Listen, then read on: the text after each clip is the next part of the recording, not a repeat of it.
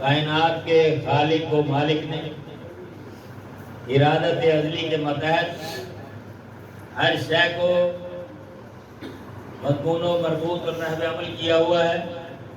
بزم کونین کی نمائش و زبائش کو قائم رکھنے کے لیے مطلب پیدا فرمایا اور مطلب ہی کے لیے جانباً اپنی ایک کھیل رچائی ہوئی ہے. ہر کسی کو ہر کسی سے مطلب ہے, کوئی نہ کوئی ضرور ہے, البتہ مردے سے نہیں. بندہ جب مر جاتا ہے جملہ علائق سے منقطع ہو جاتا ہے, کسی کو بھی اس سے اب کوئی مطلب باقی نہیں رہتا. جو ہی بے مطلب ہوا یہ کلمات سننے میں آتے ہیں, جلدی کرو, اقربا کو خبر دو, جو دور ہیں ان کی انتظار مت کرو, پانی گرم کرو, وصال کو بلاؤ, نہلاؤ, کفن پہناؤ, جلدی کرو, وقت جا رہا ہے. جنازہ پڑھاؤ اور پھر نہ پہنچنے والوں کا انتظار بھی نہیں کیا جاتا, اسے قبر میں دبا کر جلدی سے گھر کو لوٹ آتے ہیں, کیونکہ اب اس سے کوئی مطلب نہیں رہ جاتا, اب وہ کسی کام کا نہیں ہوتا. اگر ان کا کوئی کام ان کے ہاتھ میں ہوتا, اگر وہ ان کو کوئی مطلب پورا کر سکتا تو اس سے یہ سلوک ہرگز نہ کرتے. کیسا سلوک؟ یہی کہ اپنے محسن کو ایک بار گھر سے رخصت کر کے اسے پھر بھول ہی گئے, کبھی بھول کر بھی یاد نہ کیا. اس کی محنت سے حاصل کی ہوئی دولت تو لے لی, مگر کسی نے بیچارے کی سار تک نہ لی کہ کس ابتلا میں مبتلا ہے اور کس حال میں بے حال ہے. سب کو پتا ہے کہ مردے کو خیرات کا ثواب پہنچتا ہے, مگر خیرات میں کیا دیا؟ چنے کے دانوں پہ ختم. ایک پرانا لحاف, موٹا کیس, پھٹا ہوا لباس دیکھ کر یہ سمجھے کہ اس کی ساری محنت, خدمت اور قربانی کا حق ادا کر دیا. ایسی طوطا چشم بے وفا اہل و عیال کے فکر میں کھو کر اپنی راہ تک گم کر لی.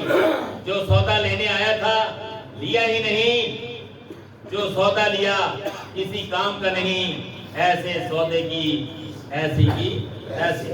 گویا انتہائی حضرت دعوت سے کف افسوس ملتا ہوا, بکھرے بال, اڑی رنگت, اترا چہرہ, باری باری ہار کر واپس لوٹ گیا.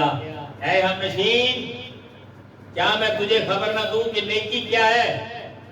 ہر وہ چیز جو نافل خلائق ہے اور زمین تصدیق کرے نیکی ہے, اور بہترین نیکی تیرا اللہ کی راہ میں نکلنا ہے, اگرچہ کتنی ہی قلیل مدت کے لیے ہو.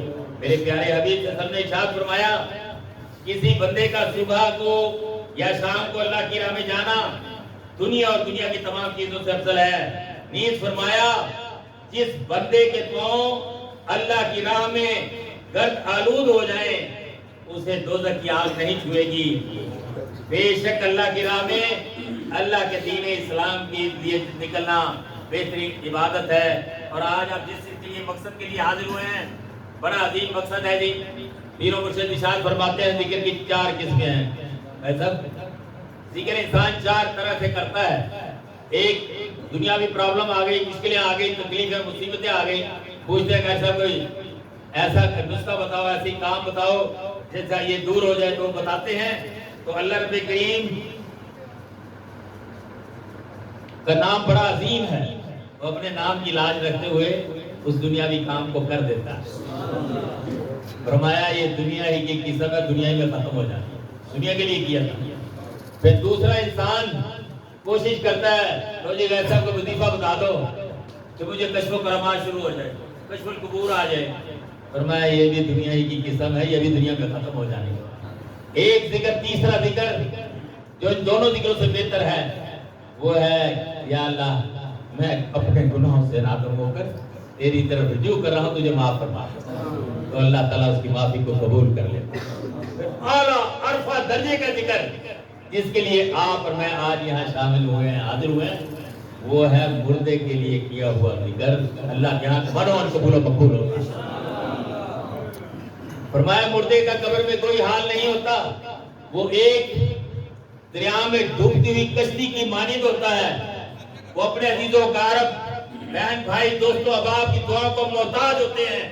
جب ان کے لیے کوئی پرچے بخشتا ہے تو اللہ رب کریم پہاڑوں کی مانند نور ان کی قبروں میں عنایت کر دیتے ہیں. آج ہماری باجی صاحبہ خوش ہوگی، اتنے بندے محض اس کی رضا کے لیے مغفرت کے لیے آئے.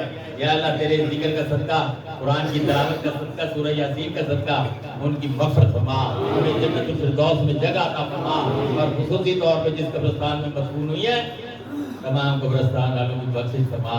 اور بس ایمان کو ایک فکرہ رہ گیا، صبر جمیل کو صبر تو دے ہی دے گا. جو سب سے قیمتی چیز ہے یا اللہ بس مانگان کو صبر جمیل اور عمل کثیر عنایت فرما، جو ان کے لیے روز روزانہ پڑھ کے بخشیں. اور نیک اولاد، جس کی نیک اولاد ہوگی اللہ کی قسم اس کے والدین کبھی دوزخ میں نہیں جائیں گے.